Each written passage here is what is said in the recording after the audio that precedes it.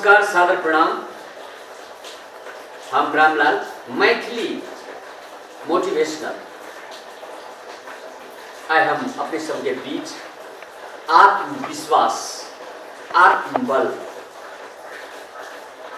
आदमी का बहुत बड़ा भारी शक्ति है, बहुत बड़ा भारी बल है जो दुनिया की कोई भी दीवार से टकरा सके। अब आत्मशक्ति, आत्मविश्वास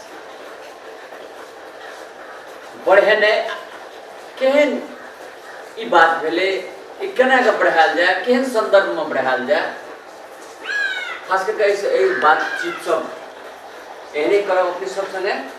आत्मविश्वास ई अध्यात्म से जुड़ल। कल के ईश्वर सत है, सत ही ईश्वर है।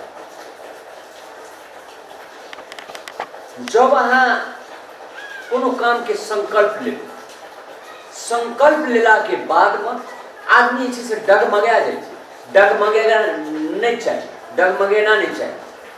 ओकरे कहे जा आत्मविश्वास, आत्मबल।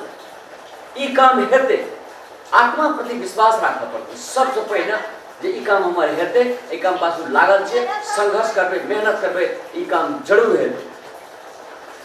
एकरे आत्मविश्वास कहल गेल। खास करके अखन आत्मविश्वास, आत्मबल बहुत सारे लोग का टैग रहा है,